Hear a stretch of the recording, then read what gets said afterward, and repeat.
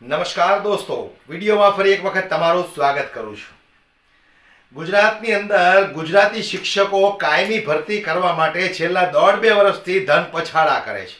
સરકાર સામે વિરોધ પ્રદર્શન કરે છે, સરકાર સામે રેલીઓ કરે છે, આંદોલનો કરે છે, છતાંય આ સરકારના પેટનું પાણી કેમ નથી હલતું? ગુજરાતી આપણી માતૃભાષા છે, હિન્દી અંગ્રેજી આ પણ શીખવું ખૂબ જરૂરી છે।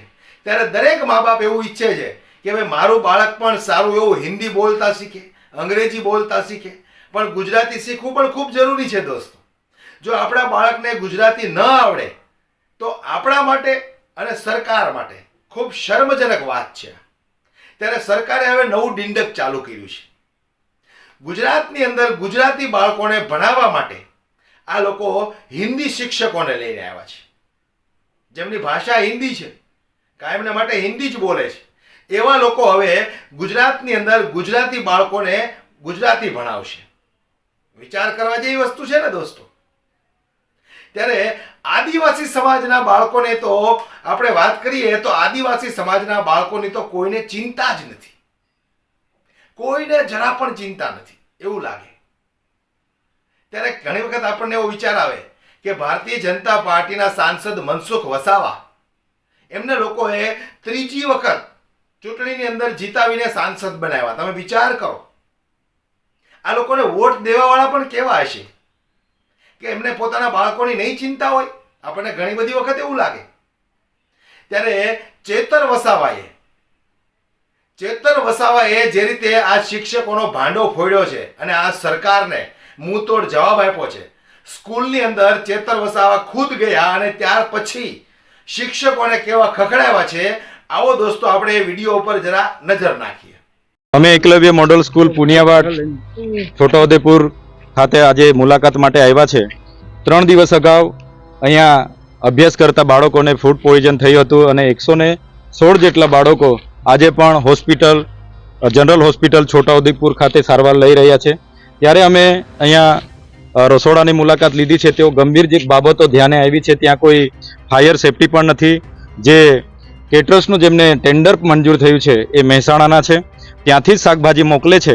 એમને પૂછવામાં આવ્યું ત્યારે એમણે કીધું કે 2 દિવસના આતરે શાકભાજી આવે છે, પણ ખરેખર અહીંના બીજા મિત્રો દ્વારા જાણવા મળ્યું છે કે 10-15 દાડે એકવાર ટેમ્પો આવે છે અને એ જ શાકભાજી અહીંના બાળકોને જમાડવામાં આવે છે, જે સડેલી શાકભાજી હોય છે, જેના કારણે આ બનાવ બન્યો છે। અને ખૂબ જ બેદરકારી આ શાળાના વોર્ડન હોય, આ કેટરર્સના માલિક હોય, એમના દ્વારા કરવામાં આવે છે। બીજી એક ગંભીર બાબત અમારા ધ્યાન પર એ આવી છે કે અહીંની એકલવ્ય મોડલ સ્કૂલ જ્યાં 12 જેટલા શિક્ષકો, એક વોર્ડન અને એક ક્લાર્કની ભરતી થઈ છે 14 જણની, એ તમામ લોકોને ગુજરાતી બોલતા નથી આવડતું, ગુજરાતી વાંચતા નથી આવડતું કે ગુજરાતી સમજાતું નથી। તો આ સ્કૂલ 9, 10, 11, 12 ગુજરાતી मीडियम છે, તો કઈ રીતના અમારા બાળકોને ભણાવશે? मुझे आपसे कोई दिक्कत नहीं, मुझे गवर्नमेंट की पॉलिसी से दिक्कत है। ये गुजराती मीडियम है 9 to 12, 9 થી 12 ગુજરાતી મીડિયમ છે, તમને ગુજરાતી નથી આવડતી તો તમે શું ભણાવવાના? સર ગુજરાત આ લોકો એવું કહે છે કે ઇંગ્લિશ મીડિયમ છે। 9, 10, 11, 12 ગુજરાતી મીડિયમ છે।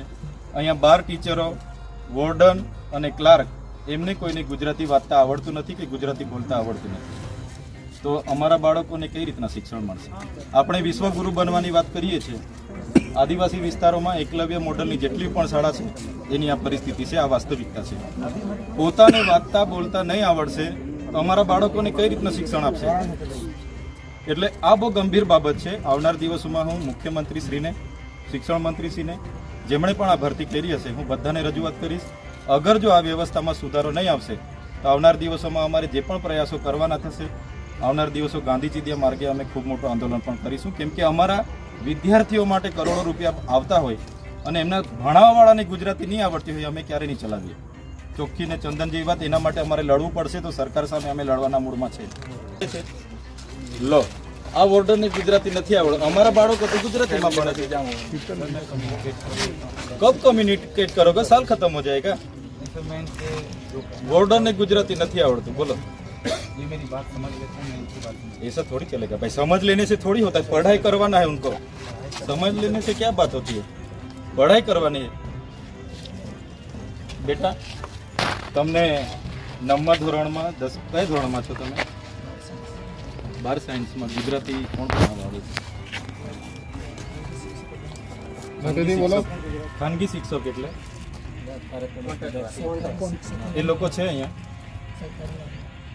ના ખાનગી શિક્ષકો કોણ છે ને શું કોણે ભરતી કરી, કોણ પગાર આપે છે, કયા ઓર્ડરથી ભરતી થઈ, કોણ છે બતાવો મને.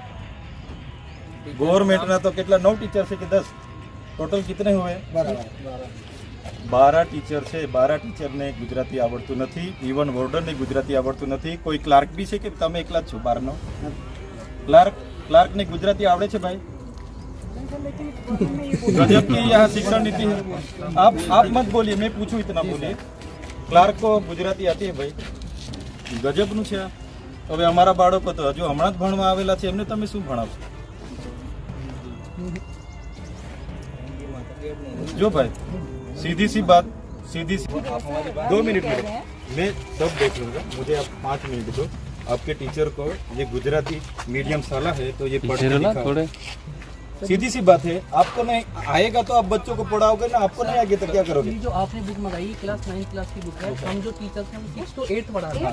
कितने लैंग्वेज तो वही होती है ना. लैंग्वेज सीधी सी बात है. इंग्लिश उभा रहो. है मैम. ઉભા રહો. સીધી ઓર સિમ્પલ બાત એવી છે 9, 10, 11, 12 અહીંયા ગુજરાતી મીડિયમ છે. તમારામાંથી ગુજરાતી વાંચતા કેટલા જણને આવડે છે એ મને मेरी बात सुनो. वो आप सब टीचर यहाँ गुजराती आना चाहिए. आप भी नहीं सुन रहे ना. 1 मिनट मैडम सर ने છે ગવર્મેન્ટે તમને ભરતી કરી છે. आप 1 by 1 आके ये पार्ट पढ़ो गुजराती में. लो सर हम लोग पहले पढ़ो, नहीं आता है तो नहीं आता बोल दो, बात खत्म करो. हम जिस भी क्लास को पढ़ाते हैं उसमें वो तो 9, 10 हिंदी और इंग्लिश मीडियम है.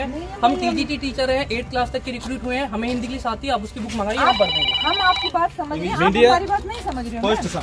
મેડમ 2 મિનિટ नहीं समझ रहे हो ना. 2 મિનિટ સ્પષ્ટ અને સરળ સીધી વાત એવી છે, એકલવ્ય મોડલ સ્કૂલ જેટલી પણ ગુજરાતમાં છે, ગુજરાતના બાળકો ભણે છે, આદિવાસી બાળકો ભણે છે, બરાબર છે. ગુજરાતી મીડિયમ શાળા છે. આ ટીચરોને એક પણ જણને ગુજરાતી વાંચતા આવડતું નથી તો બાળકોને શું ભણાવશે? વિચાર કરો ને યાર. તમે ગવર્મેન્ટે ભરતી કરી છે, અમે તમારો વાંક નથી કાઢતા, અમારે તમારી સાથે કોઈ લેવા દેવા નથી, પણ તમને ગુજરાતી જ વાંચતા નથી આવડતું તો તમે શું બાળક? આપકો ગુજરાતી पढ़ना ही नहीं आता तो हमारे गुजराती मीडियम के बच्चों को आप क्या पढ़ाओगे? दो साल के बाद में CBSE मीडियम होने वाला है. પણ અહીંયા છે ને તબક્કાવાર 3 વર્ષથી 6ઠાથી ઇંગ્લિશ મીડિયમ દાખલ કર્યું છે અને આ વર્ષે 8મા સુધી ઇંગ્લિશ મીડિયમ થઈ ગયું એટલે 8મા સુધી જ ભરતી કરી છે સાહેબ. ચાલો કઈ વાંધો નહીં. 8મા સુધી જ છે. ભાઈ એક મિનિટ પછી ઉપરના ઉભા ધોરણ રહો. તો આપણા અહીંયા સમજી સ્થાનિક જ ગયા છે. સમજી ગયા ભાઈ, હું બી ભણેલો છું, મને ખ્યાલ છે. સાહેબ આમ આદમી કાર્યકર પણ છું પણ એ વાત નથી, તમારા બાળકોના ભવિષ્યનો છે ભાઈ. હા હું વાત એ નથી, વાત એ છે અહીંયા 9, 10, 11, 12 ગુજરાતી મીડિયમ છે, 6 to 8 इंग्लिश मीडियम है. वो समझ गया. 6, 7, 8 इंग्लिश मीडियम છે. ચાલો ને કાઢી નાખ. उसकी भी बात તો 9માં 10માં 11માં 12માં ગુજરાતી મીડિયમ છે તો 9, 10, 11, 12 ને ગુજરાતી મીડિયમ ભણાવવાવાળા આ ટીચરો છે, ભરતી થઈને આવેલા છે, એક પણ જણને ગુજરાતી પાઠ વાંચતા આવડતો નથી તો 9, 10, પોતે 11, 12 ના અહીંયા સ્થાનિક ભાઈ બનાવે. સાંભળો, અહીંયા સ્થાનિક બનાવે. કાયમી છે. કોણ સ્થાનિક છે? એમને તો છૂટા કર્યા છે, હમણાં તમે ભરતી કરી હશે, એમને છૂટા કર્યા છે. મને પૂછો તમે. એ પાછા વાઘોડિયાના અહીં લઈ લીધા અને નહીં બધું છોડો, છૂટા કર્યા છે. આ બહુ ગંભીર બાબત છે ને, આ બહુ ગંભીર બાબત છે. અમારા બાળકોને કોણ ભણાવશે? એમને તો ગુજરાતી આવડતું નથી. ગુજરાતી મીડિયમ એકલવ્ય મોડલ શાળા છે, આખા ગુજરાતનો પ્રશ્ન છે ભાઈ. તમારી વાત, તમારી ભૂલ અમે જરા બી નથી કાઢતા. ગવર્મેન્ટે વિચારવું જોઈએ, સરકારે આદિવાસી વિસ્તારોમાં ગુજરાતી મીડિયમ શાળાઓમાં જેમને ગુજરાતી નથી આવડતું તો એ લોકોને ગુજરાતી નથી આવડતું, વ્યાકરણ ક્યારે શીખશે ને છોકરાઓને ભણાવશે ક્યારે? બધામાં જ હિન્દી ભાષાના બીજા રાજ્યોના શિક્ષકોની ભરતી થયેલી છે.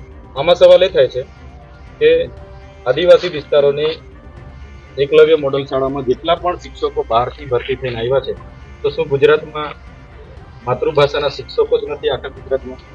તો એની લાયકાત ધરાવતા કોઈ શિક્ષક નથી આપણા રાજ્યમાં? તો એની અસર સૌથી વધારે ગંભીર પરિણામ અમારા બાળકો પર થવાનું છે. કેમ કે એમને કોઈ ગુજરાતી, અમને ગુજરાતી વાંચતા નથી આવડતું, ક્યારે વાંચશે, ક્યારે વ્યાકરણ કરશે, ક્યારે અમને ભણાવશે? એટલે બહુ ગંભીર સમસ્યા છે. તમારા વાલીઓને પણ હું આવનાર દિવસમાં મળીશ બધાને સાથે રાખીને સરકારમાં આપણે રજૂઆત કરીશું. જોયું ને તમે, આ એકલવ્ય સ્કૂલના શિક્ષકો છે ચેતર વસાવાએ બરાબર ના ખખડાવ્યા છે. અને હું સરકારને પણ કહેવા માંગુ છું કે ખરેખર જે આ ગુજરાતની અંદર તમે કરી રહ્યા છો એ ખૂબ જ દુઃખદ ઘટના કહેવાય. ગુજરાતી બાળકો માટે તમે હિન્દીના શિક્ષકો લઈને આવો છો. તમને આટલું પણ જ્ઞાન નથી. તમે 30 વર્ષથી ગુજરાતની અંદર રાજ કરો છો, તમને એ પણ નથી ખબર કે ગુજરાતી બાળકો માટે આપણે ગુજરાતી શિક્ષક જ જોઈએ. અને ગુજરાતી શિક્ષક તમને જો ન મળતા હોય તો આટલા વર્ષોથી આંદોલનો કરે છે, 1.5-2 વર્ષથી આંદોલનો કરે છે કાયમી ભરતી માટે, તો એ લોકોની પણ વેદના તમને નથી સમજાતી કે ભાઈ આપણે આ લોકોને કાયમી ભરતી કરીએ જેથી કરીને ગુજરાતની અંદર ગુજરાતના બાળકોને સારું અને સરસ શિક્ષણ મળી શકે. પણ કોણ જાણે સરકારના શું પેટમાં દુખે છે. વિડીયોને ખૂબ શેર કરો, દરેક લોકો સુધી પહોંચાડો, એટલે લોકોને પણ ખબર પડે કે સરકાર શું ઈચ્છે છે.